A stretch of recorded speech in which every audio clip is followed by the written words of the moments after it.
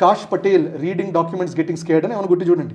దాంట్లో దానికి ఏదో డాక్యుమెంట్స్ ఉంటే చూసి ఎందుకు కొంచెం కంగారు పడుతుంటాడు. కంగారు పడి 2-3 సార్లు కెమెరాకి చూసి ఇట్లా ఏదో అంటుంటాడు, కెమెరాలో చూసి మళ్ళీ ఇట్లా ఏదో అంటే ఇండికేషన్స్ ఏవో ఇస్తున్నాడు. చాలా మంది ఫ్లాగ్ చేశారు ఎందుకు దేనికని కంగారు పడుతున్నాడు. So end of the day కానీ ఏదో చేసి 65 lakh పేపర్స్ ఉంటే దాంట్లో 30 lakh పేపర్స్ రిలీజ్ చేశారు. 3 million పేజెస్ని రిలీజ్ చేశారు వాళ్ళు. మిగతా పబ్లిక్ ప్లాట్ఫామ్ పబ్లిక్లోకి వచ్చింది. అది చిన్నగా డిపార్ట్మెంట్ ఆఫ్ జస్టిస్ అనేది ఫైనల్గా after lot of pressure release అయింది. దాంట్లో ట్రంప్ పేరు 1000 సార్లు వస్తుంది. అఫ్కోర్స్ భారత్కి వచ్చేసరికి అంటారు మోదీ పేరు ఎందుకు ఉంది అంటారు. మోదీ పేరు ఎందుకు ఉంది అంటే he was the head of the state. And అప్పుడు ఐ థింక్ హర్దీప్ సింగ్ ఆయన ఒక మెయిల్ రాశారు. జెఫ్రీ ఎప్స్టైన్ గుర్తుపెట్టుకున్నారు. సెక్స్ ట్రాఫికర్ ఒకటే కాదు, ఆయన లాబీయిస్ట్ కూడా. లాబీయిస్ట్ చాలా డబ్బులు ఉంది, హ్యూజ్ కనెక్షన్స్ ఉన్నాయి, బిల్ ఫైనాన్స్ కూడా కరెక్ట్. సో ఇప్పుడు ఎప్పుడైనా కూడా మన దేశం వాళ్ళు ఇంకో దేశంలో ఏమన్నా ఒక రకమైన డిస్కషన్ జరగాలన్నా, పాలసీ రిలేటెడ్ డిస్కషన్ జరగాలన్నా, మన ఫేవర్లో జరగాలన్నా ఈ లాబీస్ని ఎదుగుతుంటాం. చాలా మంది ఉంటారు, దాంట్లో ఇతను కూడా ఒకడు. సో అతనికి ఒక మెయిల్ వెళ్ళింది. ఆ మెయిల్ అంతా ఎట్లా ఉందంటే భారత్ని ప్రోయాక్టివ్గా ఒక ప్రోగ్రెసివ్గా చూపించింది. దట్ మేము మేక్ ఇన్ ఇండియా ఇనిషియేటివ్ చేస్తున్నాం, ఎకానమీ రైజ్ అవుతుంది, యంగెస్ట్ ఇది పాపులేషన్ ఉంది, ట్రేడ్ పెరగబోతుంది, మీరు కూడా చూడండి, కొంచెం మాట్లాడండి, మాకు బిజినెస్ చూడండి, కొంచెం సపోర్ట్ చేయండి. అట్లా చాలా అంటే ఎగ్జాక్ట్ ఇట్లా కాదు కానీ దాంట్లో సారాంశం ఇది. దట్ ఎకానమిక్ యాంగిల్లోనే వచ్చింది, లాబీ యాంగిల్లో.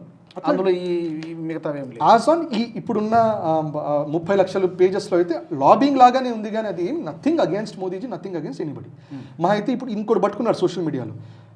ఒక మెయిల్ ఎవరో జెఫ్రీ ఎప్స్టైన్కి పంపుతూ మోదీజీకి చెప్పినట్టు ఆయన ఇజ్రాయెల్లో మన యూఎస్ ప్రెసిడెంట్ కోసం he danced and song for him అనేది రాశాడు. సో అది పట్టుకుని ఆహా చూసావా తను వెళ్ళి అక్కడ ఏదో డాన్సింగ్ చేసేసాడు ఇది.